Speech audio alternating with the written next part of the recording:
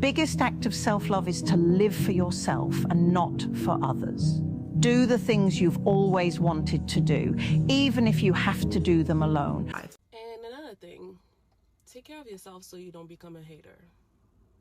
Internally, but also physically. Get closer to God. Love yourself. Get to know yourself. Get to love yourself. Get to know how to love yourself. But very importantly is also externally. Okay? Get to know what you love about yourself and your futures and how to enhance those things. So you don't become that girl that look at the next girl and say, oh, she thinks she cute. She thinks she all that. Why are you always dressed up? Why do you always have makeup on? Take care of yourself so you don't become that girl. Because she is who she thinks she is. All right? She's taking care of herself. She's going to the gym. She's reading her Bible. She's doing the self-work. She's taking care of her body. She's doing the skincare things. You know, all of that. You are the problem, not her.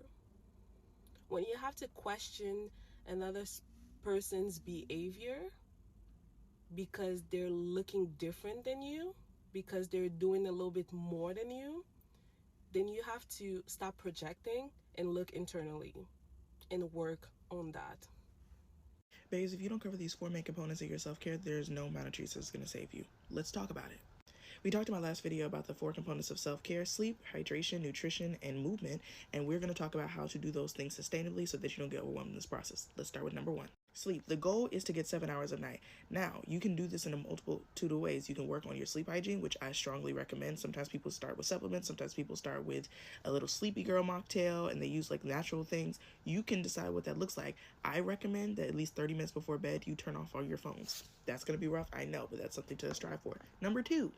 Hydration. Now, everybody has different hydration needs. I'm not going to tell you what to do. What I will say is that I would start with at least 3 bottles of water. If you can get it in 16 ounces, 3 bottles each. 1 morning, 1 afternoon, 1 night.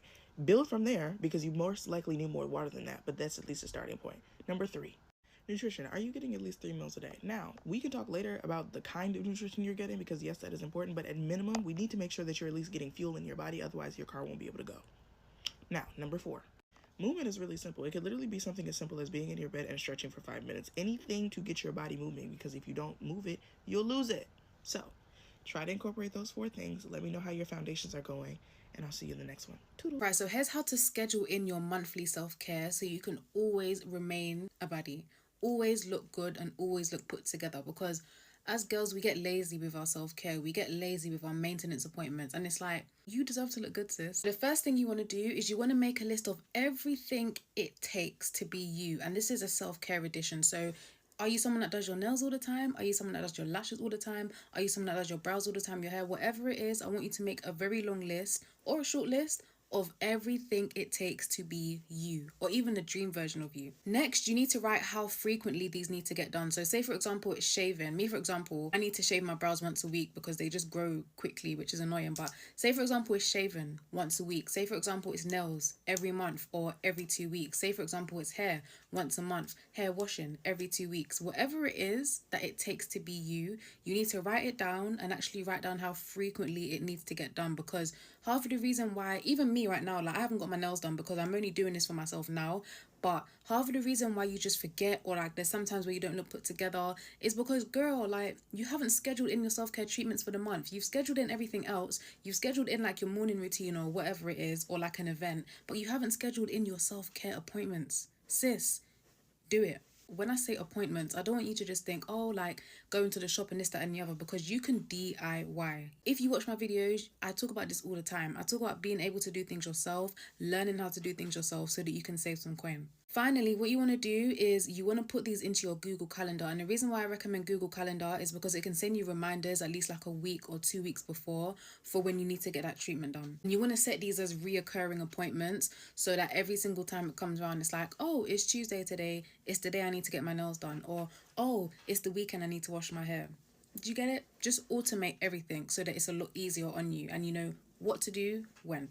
5 non-negotiable reset days that I schedule every month to keep my life from falling apart as a girly who does everything. So number 1 is clear the clutter day. Oh my goodness, this is like one of my least favorite days, but it is so important. This is a day on which I delete old screenshots. I will go through my emails and unsubscribe from spam emails or from shops that I've used my emails for. I will remove unused apps and unfollow people that really do not add anything to my life. Reorganize the files on my laptop and deep clean my room. This is one of my longest days and it's so unsexy, but it's so necessary because right after you feel like a brand new person. I promise you. Day number 2 is unplug day. This is the day that I minimize touching my phone as much as possible. This is a day on which I try to spend more time on my ignored hobbies. I read, I journal, I try to spend time with my loved ones and just really try to live in the moment a little bit more. Day number 3 is financial check-in day. Oh, if there's one day that I hate, it's this. This is a day that you actually look at all of your money. This is the day that I review my subscriptions, I update my budget. I even try to get ahead of some bills if that's possible. This day is not glamorous at all. It's quite humbling, but you feel so put together right after. This is also gonna keep you on top of your money game. Like, I kid you not, my spending habits have been a lot more mindful ever since I started doing this. Like,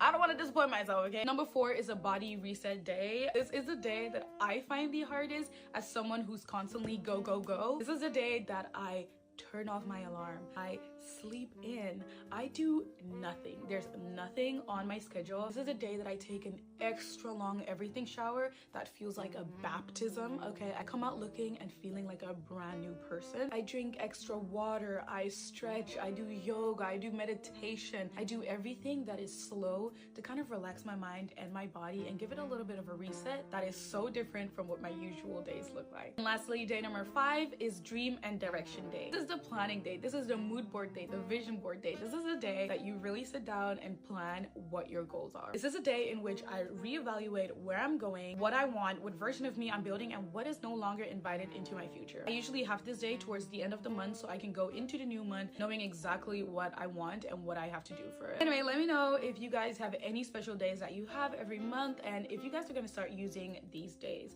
Let me know.